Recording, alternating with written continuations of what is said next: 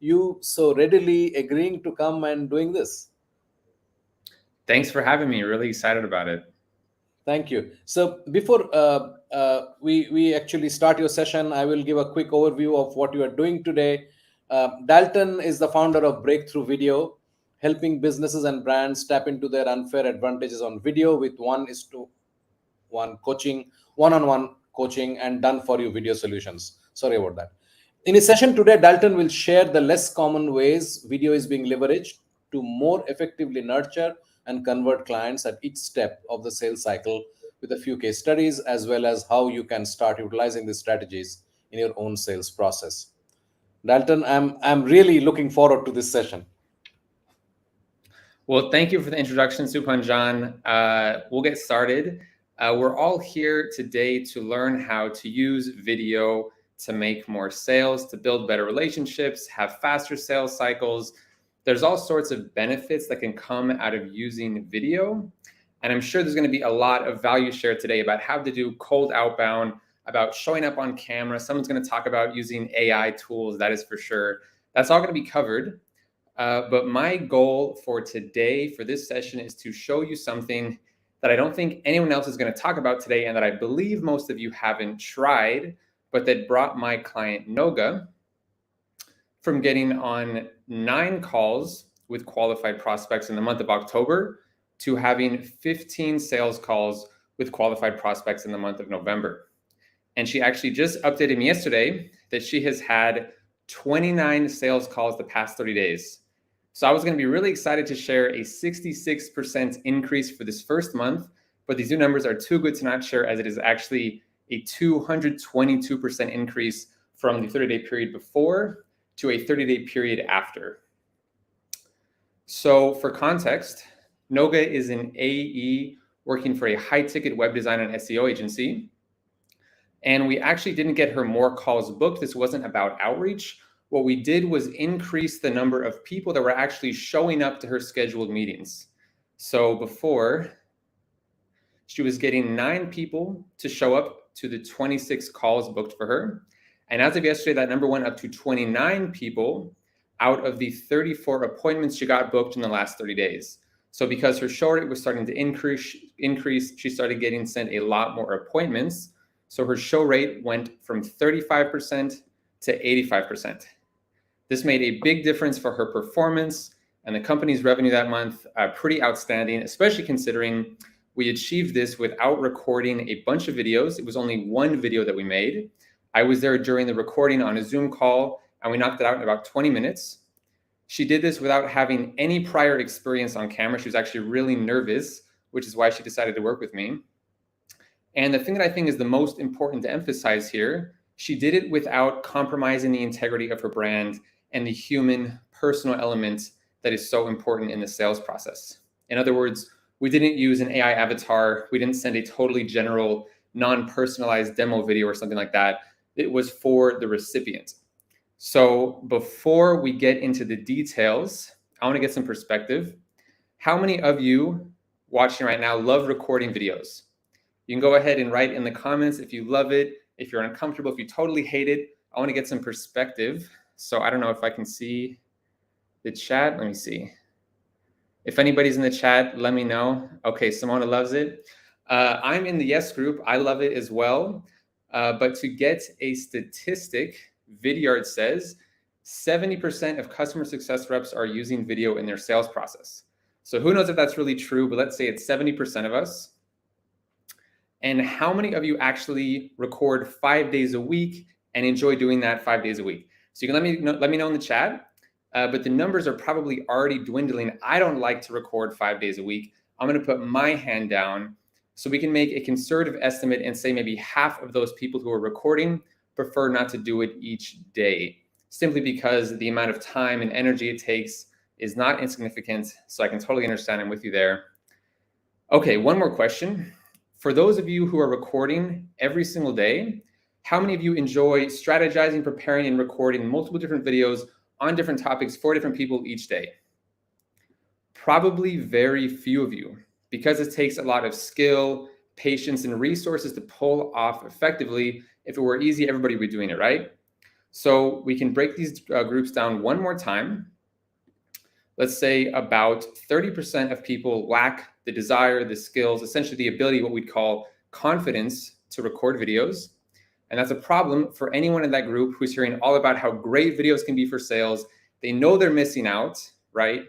But for the other 70% who do have the skills and desire, they don't necessarily have the time, the energy, the resources to record multiple new videos each day, let alone for multiple new prospects, all totally personalized.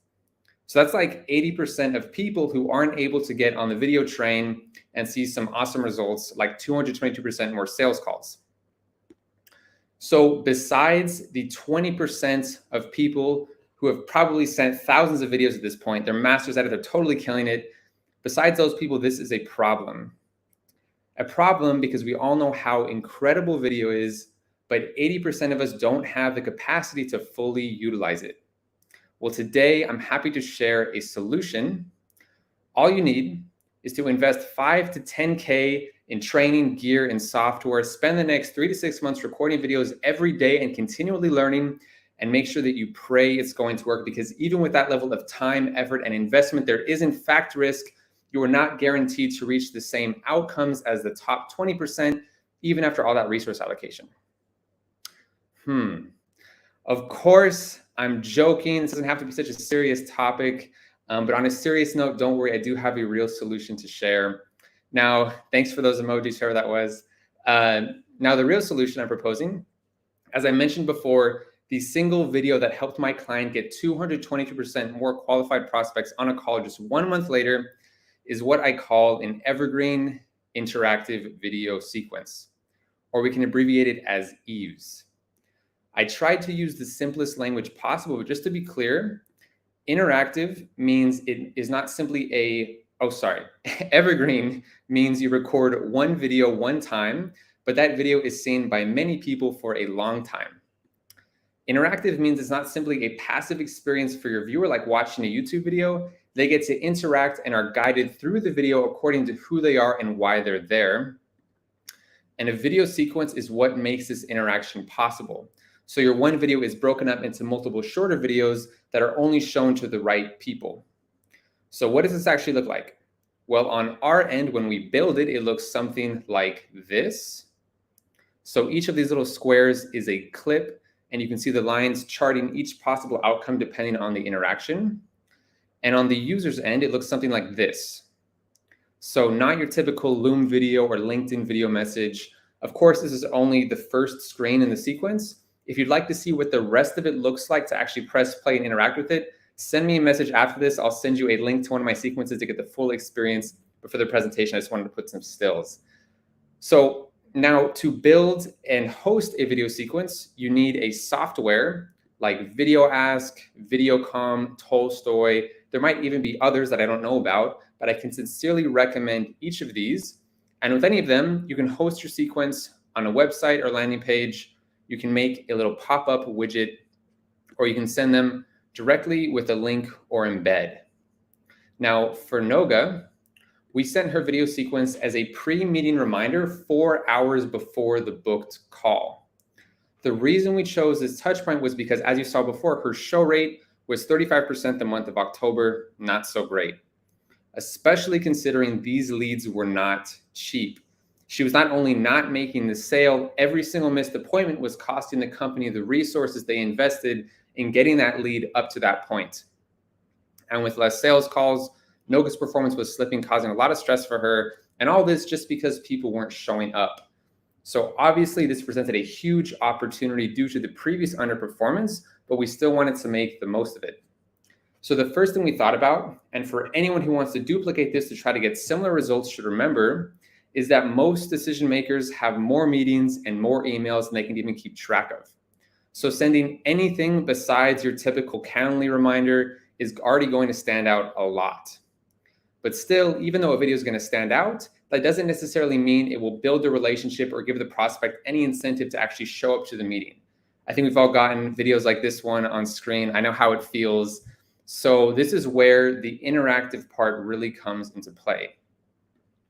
I'm not going to break down the whole script in sequence. You can watch it if you want me to send it to you later in the message.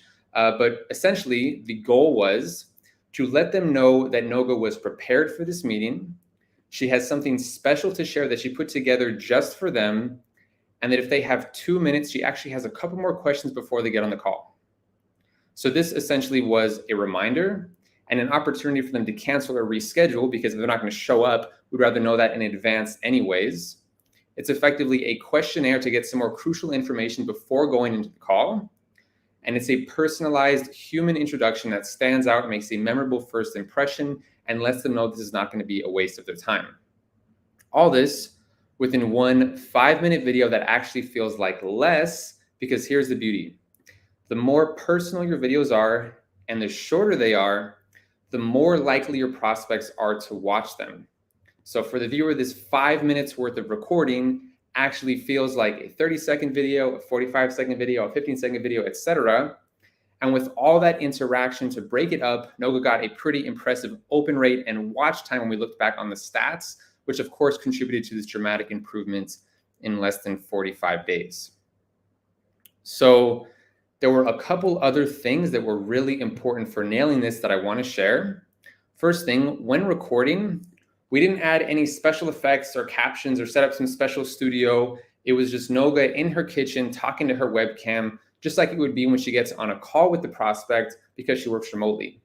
So we wanted to keep that same meeting environment so it has a really authentic, personable feel. And of course, the other benefit is that it saves us the cost of making some fancy setup. The next thing is that recording a whole video sequence to fit all your prospects and introduce yourself, ask them the questions you need. This might sound like a lot to squeeze in, but for a busy decision maker you're trying to reach, they don't have the time for this.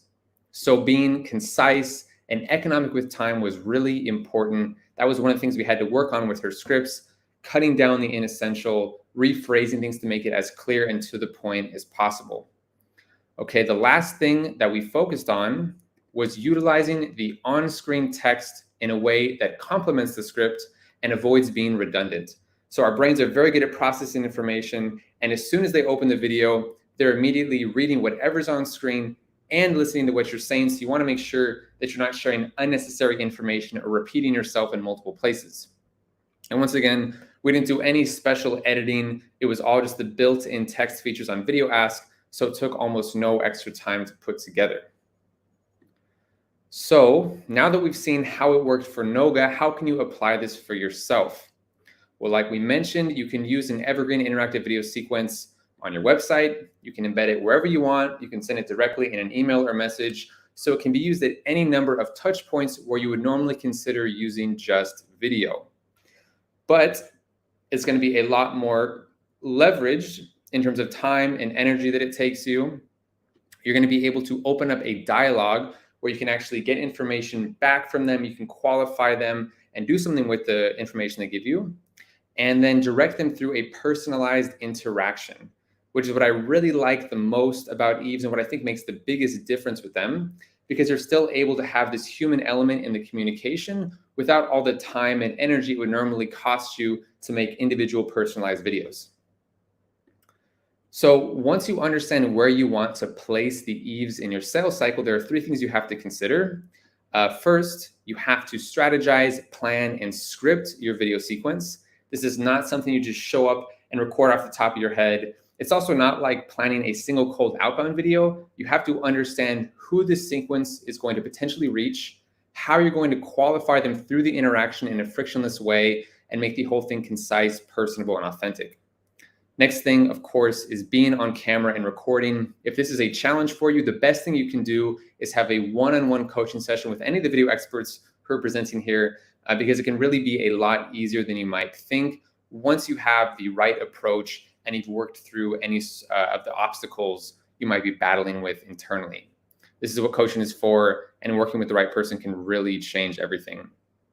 So lastly, you have to look at the software side. This isn't just a screen recording or a Zoom call. It's going to take a little bit more know-how to put something like this together. But like I mentioned before, there are a ton of great software options, and they all make it super user-friendly as long as you're up for a little learning curve. So to wrap up, since we're all here to see what's new with video, what we don't know about, what we haven't tried, that might make a big difference for our sales in 2024 and beyond. I just want to finish by saying I didn't actually expect these kinds of results when I started working with Noga. So I knew it would be positive, but I honestly couldn't have imagined it would make such a big leap so quickly. And the point is, I think there's still a ton of potential to try using evergreen interactive video sequences at other touch points in the sales cycle, potentially combining it with other approaches or ideas. There's a lot of possibilities that I haven't gotten the chance to try and that I'd love to see others take a shot at. So I know we'll have some time to chat at the end of this, but I'd love to hear from any of you who are curious to try using Eves in your own creative way to see what kind of results you get. So please, if we're not already, let's connect on LinkedIn. I'd love to stay in touch and see what you achieve in 2024. So thank you for listening. I'm going to hand it over back to Subanjan for the Q&A.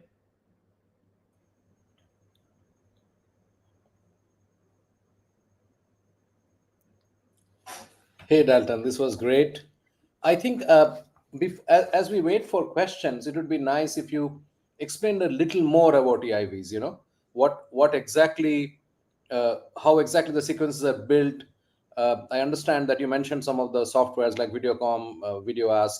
I know VideoAsk does that response bit in their software, but if you can explain how a single video can be used for multiple prospects, that could be something we can start with, and then in the meantime we can see what questions are coming in. Right. Well, for another example, another person I worked with, we put an evergreen interactive video sequence on their website, just kind of where you'd put normally a contact form, where you would put your name, your email, and then why you want to contact. Basically, he has 4 service offerings, and we're just introducing those 4 service offerings in the first page.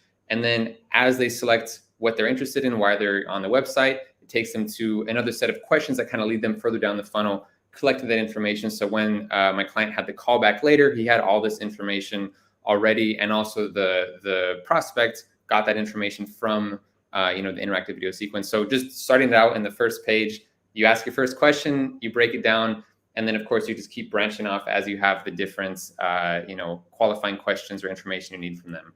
So this whole branching and the responses are happening through the software that they're using. Right, exactly. It's just automatic. So you just click the button, takes you to the next one, click the next response, or you can record an answer back. For example, so type something out and you get that message sent to you later. There's different possibilities with that. Okay, fair enough.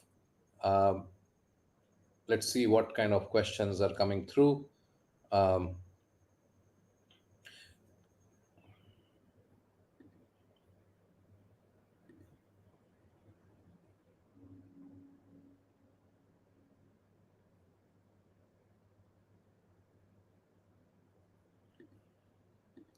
So while I wait for the audience, there is this question which had come from people who have registered earlier, and this is from Marina.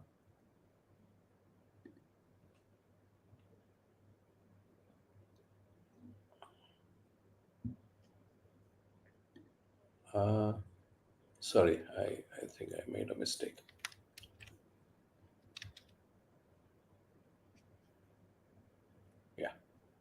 Yeah. So again, I'm coming back to how you get started with the whole thing, and I think you focused on how you need to work on the script and the act. I think that the structure and building of the entire cadence is key here. But this is something which was similar. I just thought that you could possibly address this as well. So with getting started, if you're like new with video and this sort of stuff. Yeah.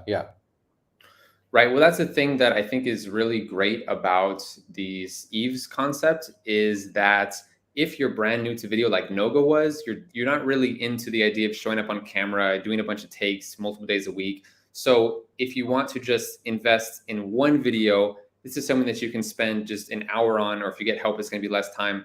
And you're going to be able to send this out to people for the next few months or maybe even a year, depending on what's going on. So it's a really Great way to skip, like I said, those months of practice and trying to get really good on camera. Because like I said, I don't even like to record every single day. It takes a certain amount of time to get in front of the camera and kind of control the variables. So if you're just getting started, it's a great place to begin with this kind of thing where you just do it one time. Of course, for the people who already are in the process of sending out multiple videos a week, this can be another level up to leverage your time better. But this is why I think it's really great for both of those people. Of course, you can always go the other route. If you want to become in general a better video creator, you're going to have to put in those repetitions over weeks or months. But for the people who kind of don't love it, but they want to still leverage video, this is a good solution for them. So I have a question just on the back of the case study. Is this going to work for products or for services? I've only done it with services. So I think there's definitely possibilities with products. I haven't done it, so I can't attest to it, but it would be worth trying. I'm optimistic that just the customizability of the experience through the interaction, I think, is what makes the biggest difference for people. If you're not selling something that really is dependent on that one-to-one interaction, maybe it would be less impactful. But I still think if you're demoing the product or you're doing something in that way to show the different sides of it based on what they're specifically curious about, would also make a big impact for sure. The other question is that in this case study that you shared again, what was the source of their leads? Would you know? So yeah, they had it's like, I think they have like 6 AEs or something. They have like 6 people who are closing, and then I don't know how many setters. So based on their previous performance, they're just getting a bunch of booked appointments from the setters. And I'm not sure where they were sourcing the cold leads from that they were setting the appointments off of. I actually don't know that information. Okay. So they had a source of leads, and the setters were getting in October they were getting X as a response, which was like 30 or whatever, and then it went to the numbers, which was like 3 times, practically 2.5 times what they were doing in November, December timeframe. Right, exactly. So she was getting what was it, 26 sent to her in October, but was only actually getting 9 of those people to show up. And then by the November 13th to yesterday, it was 34, and she was getting 29 of them. So yeah, as she got a higher show rate, she got more of the appointments getting sent to her. So, but before, I think she was actually at the bottom of the list, lowest show rate among all of her colleagues. So this was like a huge boost. I think she's probably at the top now. I would hope at the top, but yeah. The final question: how long did it take her to record those videos? So how much time went into the scripting and the structuring, which I presume you helped her with, and how much was in the recording process? Yeah, that's good, because I didn't really go into detail with that. So I started out by asking her some questions, basically to get an idea of what we want to do. Like I kind of said, our goals, but then what are the actual questions, how are we going to qualify them, and so on. So I asked her some questions. I just wrote the script for her. It was the part of the done for you part of my service. Wrote the script out. It took me, I don't know, I think like an hour and a half or so, taking the information from her. And then when we met, we had to kind of go through it, like I said, to refine some of it down to fit more her speaking style, because of course she's going to say things differently than I write them. That took maybe about 20 minutes. And then we're just recording through them, knocking them out. It took about another 15 minutes or so. So it was all done, the whole thing, after kind of recapping in less than an hour or so. Yeah, which is wonderful. And I'm sure for her, the results are speak for themselves. Dalton, thank you so much. I really enjoyed, and I do believe some of our audience will like to reach out to you at some point, and I'll be happy to connect. And of course, they can reach out to you on LinkedIn. You're easy to find. And thanks again for making time and sharing with us. Thank you. Okay. We'll end this session. We'll be back in a minute with Bill McCormick.